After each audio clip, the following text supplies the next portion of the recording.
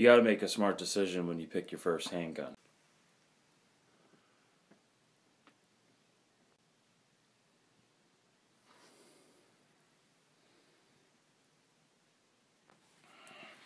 Hey everybody, my name is Jason Spitzer. This is on my second channel that I have, and today I'm going to be talking to you about handgun purchases, mainly from your first purchase of a handgun all the way up to, just being able to bullshit around with your purchases, and be able to go from having specific, right then and there needs to specialty needs that may or may not arise ever, or to even collecting them. Now I'm going to say this right now, none of these guns have been safety checked. I do not keep my guns loaded, so just not going to safety check them, so just don't freak out. My first firearm was a Winchester Model 12. I believe it was the Defender model with the extended magazine tube and the shorter barrel.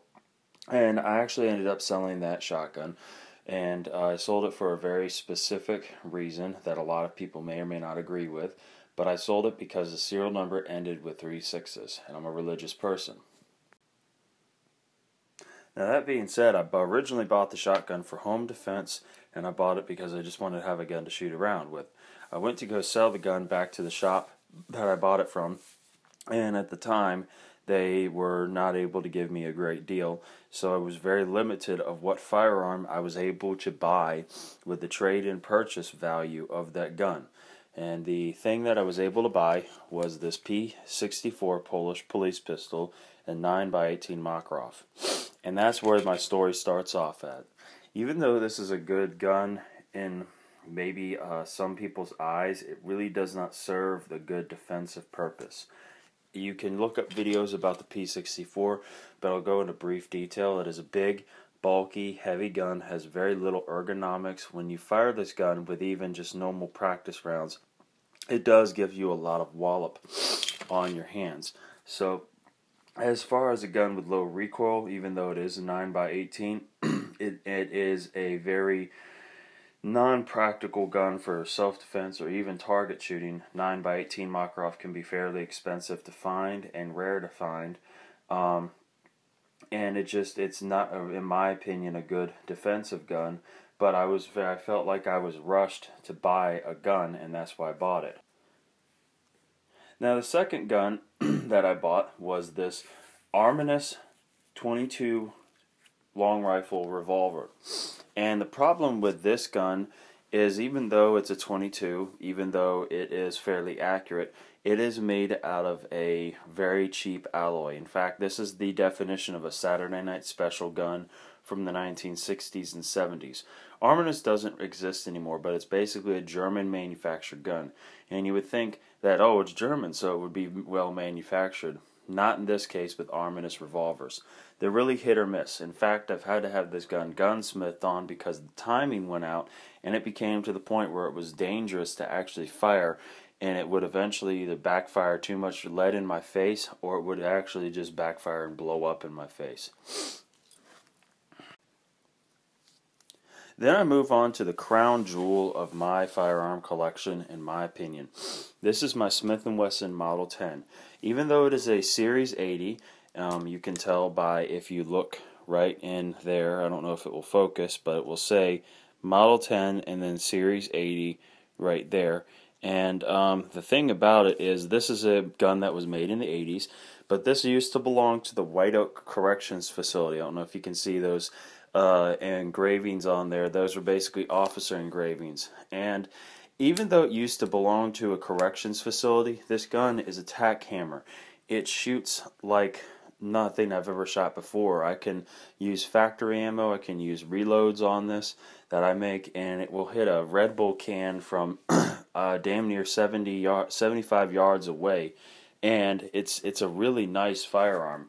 And it is in .38 special, so you can find the ammo relatively cheap. The availability of it nowadays in this market is not so there that much. It's sort of hit or miss, but it is there. Touching just briefly on the reload part, .38 Special is a very, very good gun to start reloading with because the casings are so easy to pick up. It's unlike a semi-automatic where they're thrown out right to the right and behind you. You can just take these and dump them in a bag, and it's a very forgiving round to learn how to reload. But I got this gun initially for self-defense and for target shooting with a cheaper cartridge. But even though the 22 over there is a cheaper cartridge, I got it because I wanted a cheaper center fire cartridge that I could fire other than the P64. Moving up the line was my everyday carry gun as what I carry right now. I typically open carry this firearm. This is my Springfield Armory XD45. This is a 45 ACP firearm. It holds 13 rounds in the magazine, 1 in the chamber, so 14 rounds. It does have a thumb safety. I went for that for target shooting purposes and just for that extra bit of safety. But when I do have this gun in my holster, it is not engaged, and the holster that I do have, it does not accidentally engage it. This gun I got for home defense, self-defense, and target shooting. At the time, 45 ACP was very, very easy to find, and it was very, very cheap.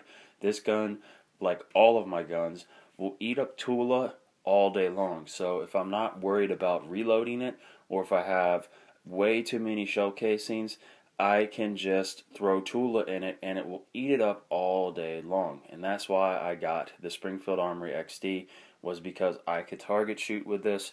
It's a very accurate gun, very low recoil even though it's in 45 ACP, and it's a very reliable defensive firearm that I can trust my life on with it. I've never had to draw my gun in self-defense.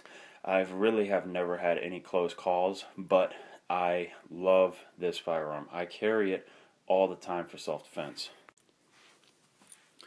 The next firearm I bought was because then after about having the XD45 for about a year, the 45 ACP price started to jump up and the availability was not there.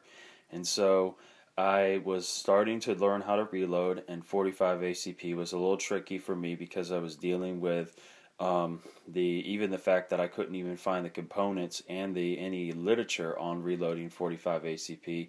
The only book I had was an old book that had only information for 38 Special, but I decided to go with my Glock 17. I got it because it would still give me that center fire training of a cartridge, but it would be a cheaper cartridge to be able to target shoot with. The availability of the rounds were there, and yes, this will eat up Tula all day long. Speeding this video up a little bit quickly because it's getting a little high up there in time. But basically, I got that gun for defensive if I felt like my flavor of the day wants to be that gun, and then that gun, and then that gun. I would choose it, differently. So I have 3 guns I can carry for duty purposes. But this one was cheaper to shoot and still give me training. Then I moved on because the P64 was my only really concealed carry gun. I moved on to this Ruger LCP. This was the only finish they had at the at the gun shop, and you know what? It doesn't bother me none because it's nice and camo. It's a dealer distributor exclusive, and I love it. And this firearm is in 380 ACP, and I use it for concealed carry. And you can just drop this anywhere, and it quite literally weighs almost as much as my iPhone. Very small. It's even almost as big as my iPhone. And I got this for specifically concealed carry purposes. 380 ACP is a little higher up there in price. It's harder to find the ammunition.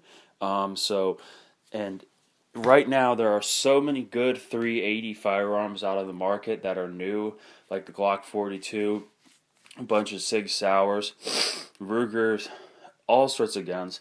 And you can't even find the ammo to shoot it. And when you do, you find these nylon-coated 380 ammunition, and that's all you can find. And that's about it. Now moving on to the next guns, I see some high points and some Cobras here. Then what you move on to is how I moved on to I want to buy cheaper guns just to have in case to shoot and also just to have in the house, because another 9mm, another 380 is good to have. You have a 45 over here, you have a 40 over there in that white box, you have a 9 and a 380, and then you have this Cobra, which this is the last part. This is called Christmas gift. And you don't want to put a lot of burden on your significant other or your family member to buy you guns, especially if they don't really understand it. But luckily my fiance understands what I do with guns, and I said, take me and let me pick out a cheaper brand firearm that I can use just to have, and let me have it so that I can have a gift that is from you. And we were able to find this, and we were able to buy it, and it's a Christmas gift. And the high points, to be honest with you, were kind of a bad investment, but because I originally got them to do some gunsmithing on. But a gunsmith that I have recently met who has done stuff with high points has said they're very limited of what you can do with them other than changing out the calibers, like converting a 40 to a 10mm. Their plastic is so that the point you try to do anything on the polymer part, they just break apart. That is a safety feature because the serial numbers are embedded in the plastic, and also the slides. If you mess up on the reason why the slides are so big and bulky is like what I wanted to do was I wanted to shave off material on the slide and add ports so that the gun would become less weight. You start doing that, and what happens is eventually you mess with the recoil physics and the gun won't cycle anymore. At least that's with high points. So that's kind of a bad investment in my point, but I look at it like this way. I got another 45, I got another 380, another 9mm, and a 40 caliber. I've completed the cycle and then some. And I have more guns to have around the house just in case. And that brings me to my last. I am a firm believer that something is going to come. You can call me crazy, but this is my beliefs on the situation. I believe that we are either going to have an economic or social breakdown to the point where it is every man for themselves, and the persons with the most food and the most guns and the most ammo are the people that are going to have a higher chance of surviving. I do believe in a governmental collapse that may lead to a second civil war of not so much race. Keyword, I'm not racist first off, but let me just say that. But it's more so the true government against the bad government. And what I mean by true government is people who still believe in the Constitution. I believe that there is a chance that we could get invaded. And it would be everybody fighting against a foreign power. I don't really believe in an apocalypse type situation, because if that were to happen, my religious beliefs tell me that my God and my Savior are going to take me home to heaven. The other thing is, I really don't believe in a zombie apocalypse, but I don't say that it's not going to be possible. And yeah, I mean, you never know. There could be bacteria strains that are out there that could simulate the zombie apocalypse. I don't know. But I bought all these guns for a specific purpose. And I'll get into that in a little bit in a different video. Thank you. Goodbye.